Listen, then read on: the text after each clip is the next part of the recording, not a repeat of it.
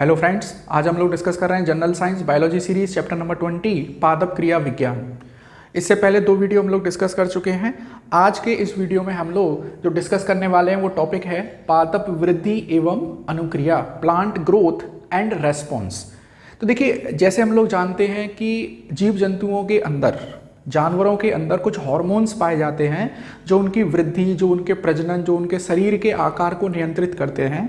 Same इसी pattern पर पेड़ पौधों में भी उनकी फलने फूलने को, उनकी वृद्धि को, उनके प्रजनन को, उनके फूल खिलने को, इस सब को कंट्रोल करने के लिए कुछ जटिल कार्बनिक यौगिक पाए जाते हैं जिनको कहते हैं प्लांट हार्मोन्स।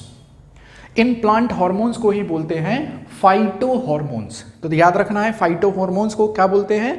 देखो, प्लांट हार्मोन एक इंग्लिश वर्ड है और फाइटो हार्मोन्स एक बायोलॉजी का टर्म है। चलिए, तो देखिए, हम लोग प्लांट हार्मोन्स को, फाइटो हार्मोन्स को मुख्यतः 4 कैटेगरी में बांट सकते हैं। वो 4 कैटेगरी क्या हैं? देखिए, ऑक्सिन, जिब्रेलिन, साइटोकाइनिन और चौथी बनती है ग्रोथ इनहिबिटर। देखिए, ऑक्सिन, जिब्रेलिन, साइटोकाइनिन और चौथी है ग्रोथ इनहिबिटर, वृद्धि रोधक। वृद्धि रोधक मतलब पेड़ पौधों की गति, वृद्धि को इनहिबिट करने वाला, उसको कम करने वाला। तो देखिए, एक एक करके हम लोग स्टार्ट करते हैं पादप हार्मोन्स में। सबसे पहले हम लोग लिख रहे हैं ऑक्सिन। देखिए, ऑक्सिन जो प्लांट हार्मोन है, फाइटो हार्मोन है, ये बेसिकली पाया जाता है, ऐसे समझिए कि ये मेरे पास है किसी पौधे का तना और इसकी ये है जड़ें, ऐसे समझिए। तो देखिए, तने का जो शीर्ष भाग है, ये जो भाग है शीर्ष भाग, एपिकल बोलते हैं इंग्लिश में, यहाँ पर पाया जाएगा ऑक्सिन। और जो जड़ों की टिप है, जो जड़ की टिप है, वहाँ पर पाया जाएगा ऑक्सिन। तो ऑक्सिन कहाँ पाया जाता है? पहले इंपॉर्टेंट पॉइंट ये डिस्कस कर लेते हैं कि भाई जो स्टेम का टॉप पार्ट है, जिसको एपिकल भी बोलते हैं हम लोग। और एक चीज़ आप लोगों को मैं बता देता हूँ, हम लोग जब प्लांट टिश्यू पढ़ रहे थे तो वहाँ पे हमने पढ़े थे विभाज्य ऊतक, मेरी स्टेम। मतलब विभाज्य ऊतक क्या है कि यहाँ की जो कोशिकाएं वो विभाजित होती हैं और आकार को बढ़ाती हैं। यहाँ पर ये जो विभाज्य ऊतक हैं, यहीं से रिलीज होता है ऑक्सिन, प्लांट हार्मोन। और ये जब रिलीज होगा तो कोशिकाएं जो हैं अपने आकार को बड़ा कर लेती हैं। देखिए, इसीलिए मैंने लिखा है कोशिकीय दीर्घीकरण, मतलब सेल इलोंगेशन।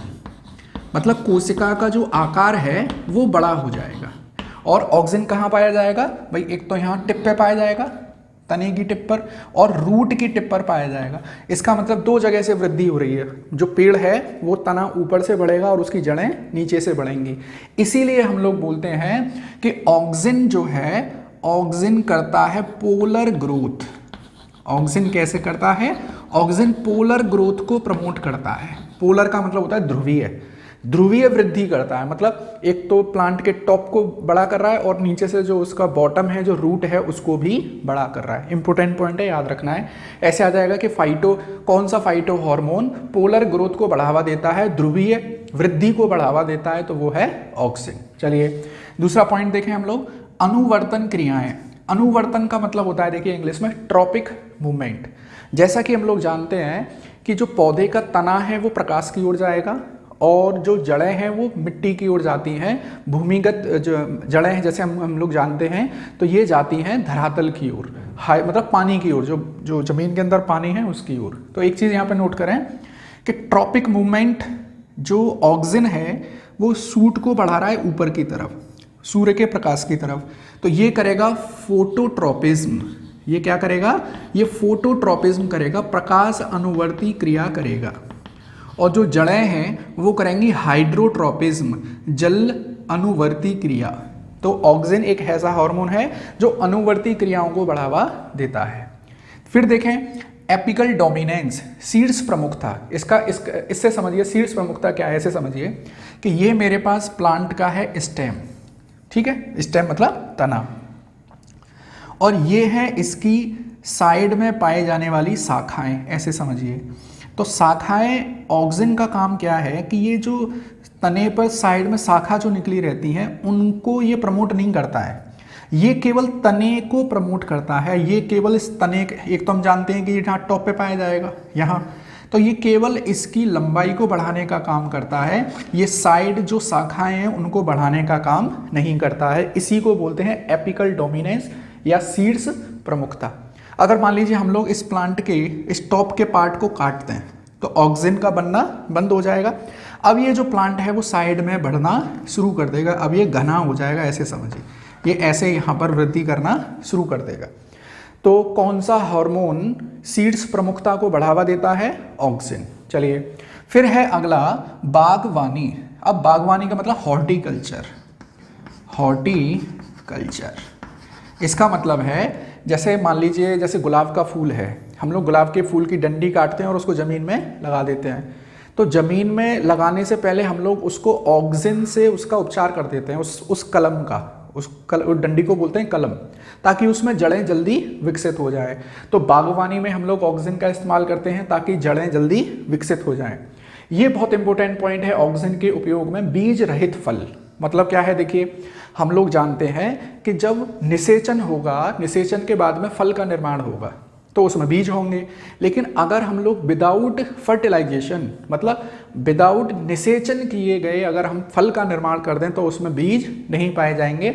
इसी प्रोसेस को, इसी प्रक्रिया को बोलते हैं पार्थेनोकार्पी। बहुत इंपॉर्टेंट पॉइंट है, ठीक है। तो कौन सा हार्मोन बीज रहित फल बनाने में सहायक है? ऑक्सीजन। चलिए फिर है फलों पत्तियों का विलगन रोकता है। देखो विलगन, जैसे लगन हम लोग जानते हैं, लगन का मतलब है जुड़ना और विलगन का मतलब है टूटना।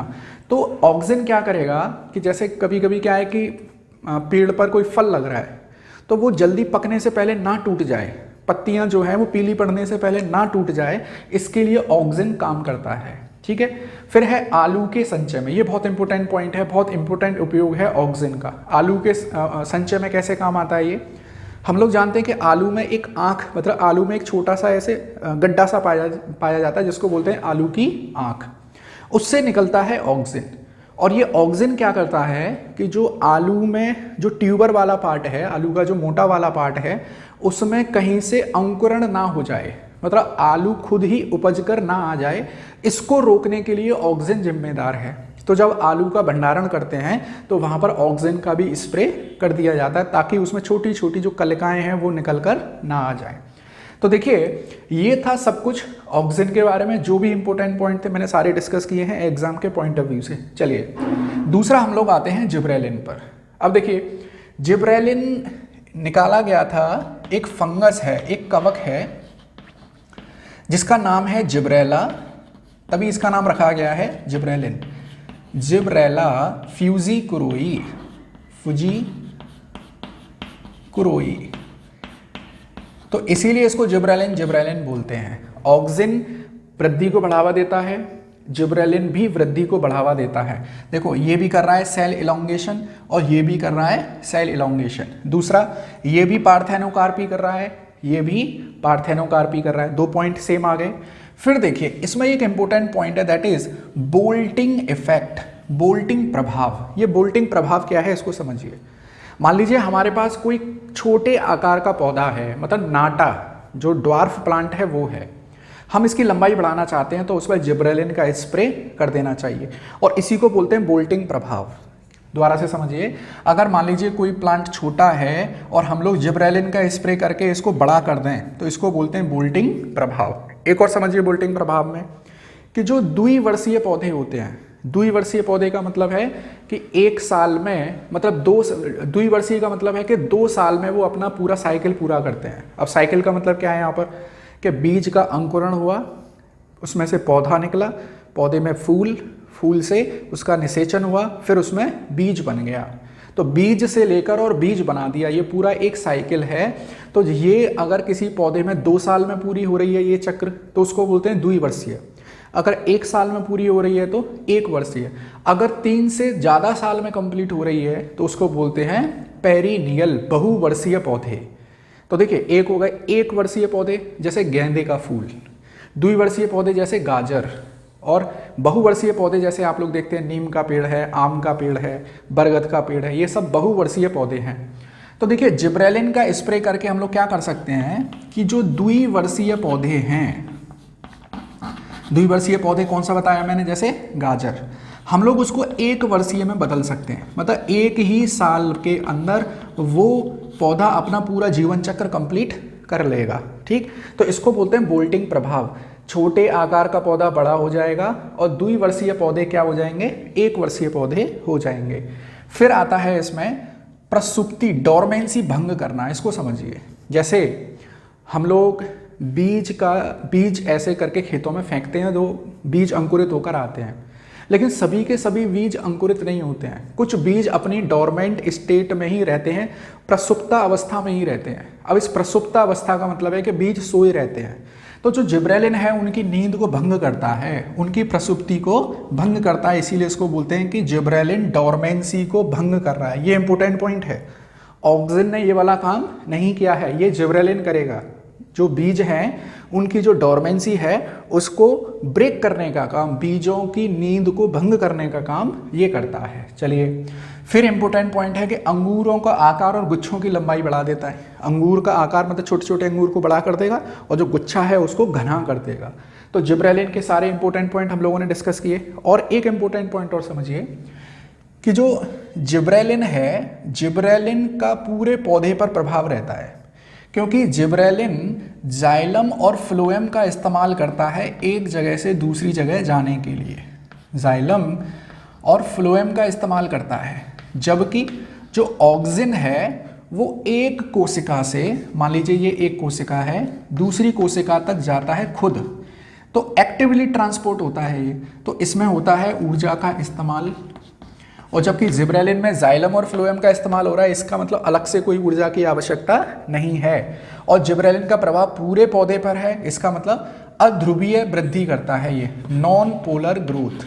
नॉन पोलर ग्रोथ ये कैसी कर रहा है, पोलर ग्रोथ। जिब्रेलिन कैसी कर रहा है, नॉन पोलर ग्रोथ। ठीक है, अब आते हैं हम लोग साइटोकाइनिन। इंपॉर्टेंट पॉइंट क्या है, देखो ये भी ग्रोथ है, ये भी ग्रोथ है, ये भी ग्रोथ है, लेकिन इसमें जो ग्रोथ हो रही है वो कोशिका विभाजन के द्वारा हो रही है। जो सूत्री विभाजन है, जो सूत्री विभाजन है उसके द्वारा सेल की संख्या बढ़ रही है। यहाँ पर सेल का आकार बढ़ रहा है, यहाँ पर सेल की संख्या बढ़ रही है, कोशिका की संख्या बढ़ रही है। साइटोकाइनिन जो है वो इस्तेमाल किया जाता है, एक केमिकल है काइनेटिन और जिएटिन। ये यूबीपीसीएस 2016 मेंस का क्वेश्चन है कि काइनेटिन और जिएटिन क्या हैं। तो ये एक प्रकार के साइटोकाइनिन है, याद रखना है हमको। ठीक है, और इसका भी स्थानांतरण जाइलम और फ्लोएम से होता है, जाइलम और फ्लोएम से। तो ये भी कैसी वृद्धि करेगा, नॉन पोलर अध्रुवीय वृद्धि करेगा, पूरे पौधे पर इसका प्रभाव होगा। जबकि ऑक्सिन का प्रभाव केवल टॉप पर और नीचे रूट की जो टिप है उस पर होता है। अब आते हैं हम लोग ग्रोथ इनहिबिटर, ऐसे कार्बनिक, विशेष कार्बनिक पदार्थ जो पौधे की ग्रोथ को, वृद्धि को रोकते हैं। ठीक, जैसे ये क्या करते हैं कि पौधों में प्रसुप्ता अवस्था को बढ़ा देते हैं। जैसे मैंने आपको बताया कि बीज जो है वो सोया रहता है, बीज का अंकुरण नहीं हो रहा है, इसके अंकुरण को करवाने के लिए हम लोग करते हैं जिब्रेलिन का स्प्रे। लेकिन अगर हमको अंकुरण नहीं कराना है तो फिर किया जाता है ग्रोथ इनहिबिटर का इस्तेमाल, मतलब डोरमेंसी को बढ़ा देते हैं, जो उसके बीज की, जो पौधे की नींद है उसको और बढ़ा देते हैं। इसीलिए इनको बोलते हैं डोरमेंसी बढ़ाने वाले, या डोरमिन भी बोलते हैं। तो ग्रोथ इनहिबिटर को क्या बोल सकते हैं हम लोग, डोरमिन बोल सकते हैं। अब ये जो ग्रोथ इनहिबिटर है ये हैं 2 प्रकार के, एब्सिसिक एसिड और ये है इथाइलिन। एब्सिसिक एसिड, एब्सिसिड, देखो ये जो टर्म है एब्सिसिक, इसको इंग्लिश में बोलते हैं विलगन। विलगन, जैसे आप लोग देखते होंगे कि जब पतझड़ का मौसम आता है तो पेड़ पौधों की पत्तियां पीली पड़ जाती हैं। तो वो पीली पड़ने का कारण क्या है कि उनमें एब्सिसिक एसिड का निर्माण हो जाता है और फिर वो पत्तियां गिर जाती हैं।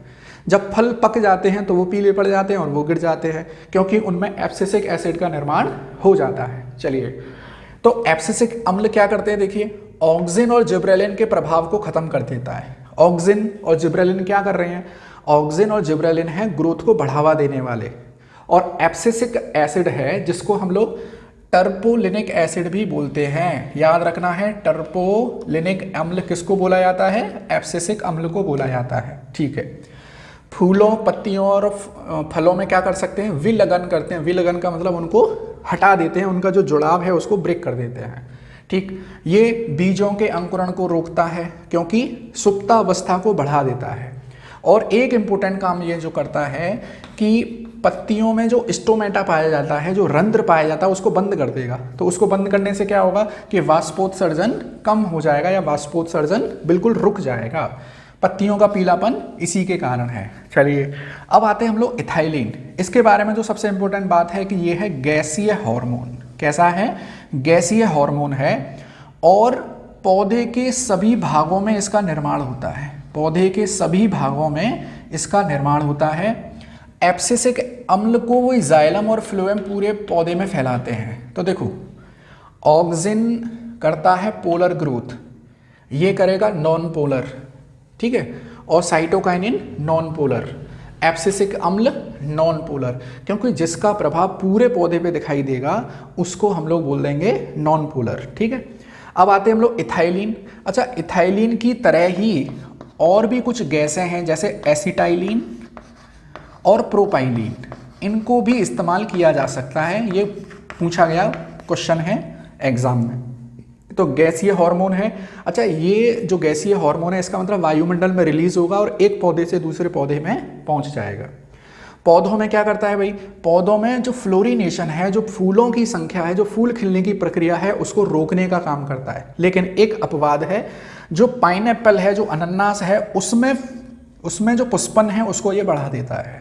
फिर भूमिगत तनों में वृद्धि करता है, जड़ों को उत्तेजित कर देता है। देखिए, जो इथाइलिन है ये भूमिगत चीज़ें जो भी होंगी, भूमि के अंदर पाए जाने वाले जो तना है उसकी वृद्धि करेगा, जो जड़ है उनको भी उत्तेजित कर देगा वृद्धि करने के लिए। ठीक, और मार्केट में ये जो एक नाम से मिलता है इसको बोलते हैं इथेफोन। ये इंपॉर्टेंट है। मार्केट में इथाइलिन किस नाम से मिलता है? इथेफोन के नाम से। ये क्या है? 2-क्लोरो एथाइल फॉस्फोनिक एसिड। आप लोगों को याद रखना है। ठीक, अच्छा देखिए, ऐसे ही मैंने यहाँ ऑक्सिन के कुछ सिंथेटिक डेरिवेटिव लिख रखे हैं यहाँ पर।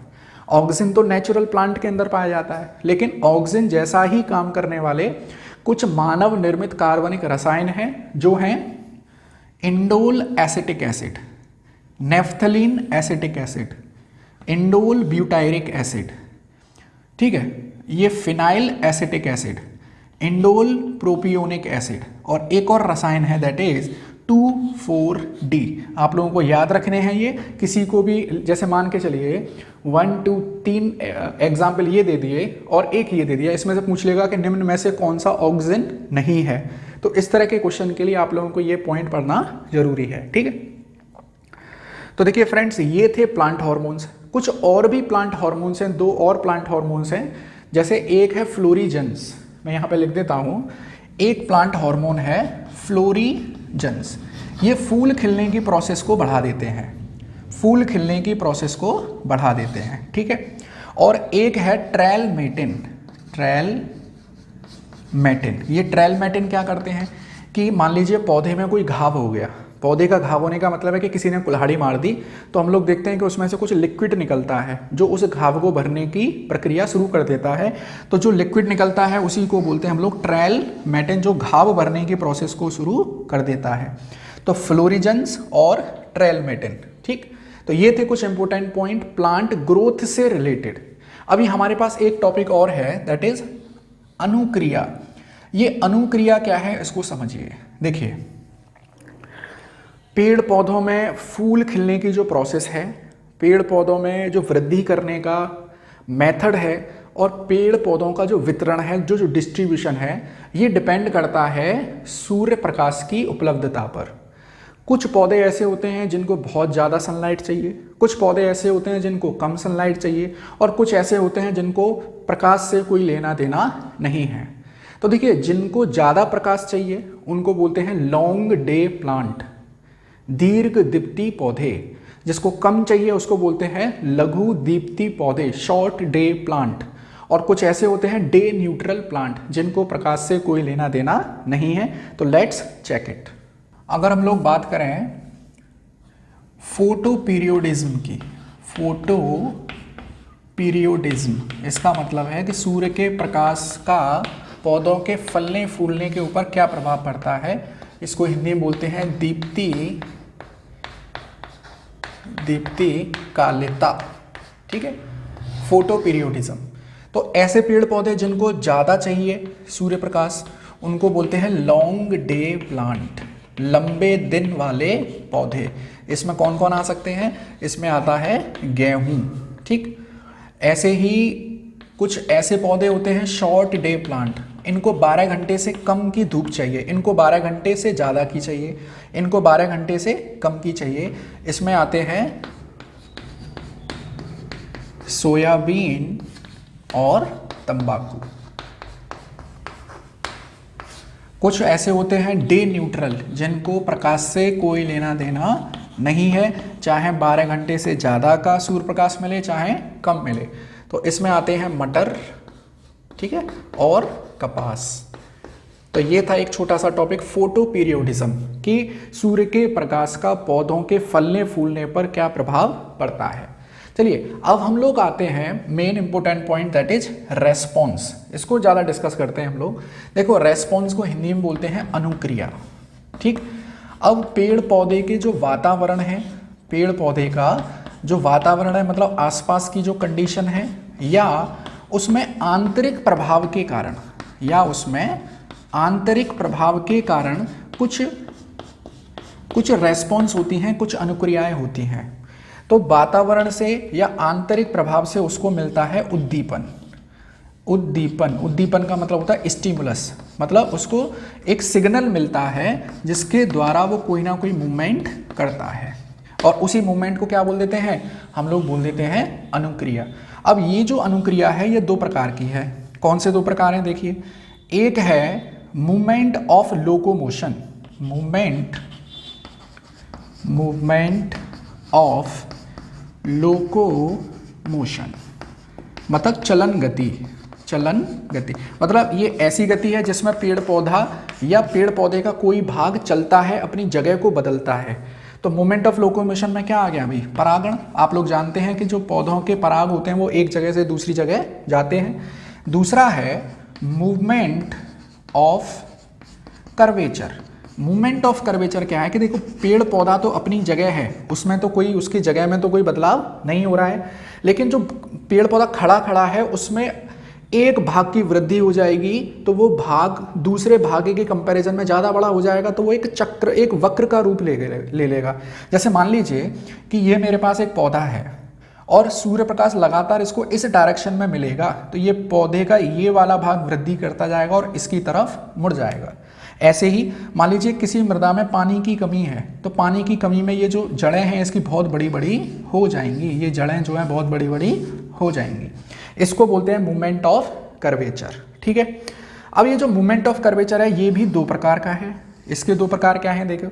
एक होती है अनुवर्ती, इनको बोलते हैं ट्रॉपिक मूवमेंट, और एक होती है अनुकंपी, इसको बोलते हैं नास्टिक मूवमेंट। इसको समझिए, देखो, अनुवर्ती या ट्रॉपिक मूवमेंट में तो जो बाहर का जो वातावरण है उसमें अगर कोई परिवर्तन हो रहा है तो उससे पौधे की वृद्धि प्रभावित होती है। जैसे सूर्य का प्रकाश इस डायरेक्शन में मिल रहा है तो पौधे जो हैं इस ओर झुक जाएंगे, जहाँ पर जल की कमी होगी वहाँ पे जो जड़ें हैं वो बड़ी बड़ी हो जाएंगी। तो यहाँ पे ट्रॉपिक मूवमेंट होता है, और इस ट्रॉपिक मूवमेंट को हम लोग कुछ भागों में बांट सकते हैं। जैसे अगर सूर्य के प्रकाश की ओर गति हो रही है तो हम लोग इसको बोल देते हैं फोटोट्रॉपिज्म। क्या बोल देते हैं, फोटोट्रॉपिज्म। जैसे जड़ें जल की ओर जा रही हैं तो हम लोग इसको बोल देंगे हाइड्रोट्रॉपिज्म। ठीक है, हाइड्रोट्रॉपिज्म। मान लीजिए किसी विशेष प्रकार के केमिकल की ओर वृद्धि हो रही है तो केमीट्रॉपिज्म। मान लीजिए टेम्परेचर की वजह से मूवमेंट में कुछ बदलाव हो रहा है तो उसको बोलेंगे थर्मोट्रॉपिज्म। अगर छूने की वजह से कुछ हो रहा है तो थिग्मोट्रॉपिज्म। तो इस तरह से अनुवर्ती अनुक्रियाएं होती हैं। अब हम लोग आते हैं अनुकंपी या नास्टिक मूवमेंट। जैसे आप लोगों ने देखा होगा छुई मुई का पौधा, ये छुई मुई का पौधे को जैसे ही हम लोग छूते हैं तो इसकी पत्तियां जो है वो बंद हो जाती हैं। तो ये नास्टिक मूवमेंट का उदाहरण है। या आपने देखा होगा जो कीट भक्षी पौधे होते हैं, कीट के बैठते ही ये पत्तियां बंद हो जाती हैं। ठीक, जो जैसे पिचर प्लांट है, वीनस फ्लाई ट्रैप, इसके अंदर जैसे ही कोई कीड़ा बैठेगा इसकी पत्तियां बंद हो जाएंगी। तो ये एक प्रकार का नास्टिक मूवमेंट है और ये ट्रॉपिक मूवमेंट है। नास्टिक मूवमेंट में अपनी ही जगह पर वहीं का पत्तियों का खिलना और पत्तियों का बंद होना होता है। ठीक है, तो अच्छा, नास्टिक मूवमेंट होने का मुख्य कारण क्या है, ये बहुत इंपॉर्टेंट पॉइंट है। तो ये है स्फीति दाब के कारण। स्फीति दाब, स्फीति दाब को बोलते हैं टर्जिडिटी। टर्जिडिटी, ये बहुत इंपॉर्टेंट पॉइंट है, इस पर क्वेश्चन बन चुका है। तो देखिए डियर फ्रेंड्स, ये था सारा कुछ प्लांट फिजियोलॉजी के बारे में। 3 पार्ट पढ़े हम लोगों ने, ठीक है। और ये लास्ट टॉपिक है प्लांट फिजियोलॉजी का, दैट इज पादप वृद्धि एवं अनुक्रिया। तो देखिए फ्रेंड्स, सिलसिलेवार पढ़ते रहिए, सारे वीडियोस को क्रम से देखिए। अगर आप लोगों ने इससे पहले का वीडियो नहीं देखा है तो पहले उसको वॉच करिए, तभी सीक्वेंस में आप लोगों को ये चीज़ें याद रहेंगी। अगर आप लोग सीक्वेंस फॉलो नहीं करेंगे तो आप लोगों को चीज़ें रटनी पड़ेंगी। ठीक है, तो वीडियो को अच्छे से देखिए, पॉइंट वाइज नोट्स बनाइए और दिन में कम से कम इस लॉकडाउन जो दौर चल रहा है इसमें कम से कम अपनी पढ़ाई को जारी रखिए। चाहे 1 घंटे पढ़ें, 2 घंटे पढ़ें, लेकिन डेली पढ़िए, जिससे कि आप लोगों की पढ़ाई ट्रैक से ना उतरे। ठीक, वीडियो अच्छा लगा है तो लाइक और शेयर कर सकते हैं। Thank you.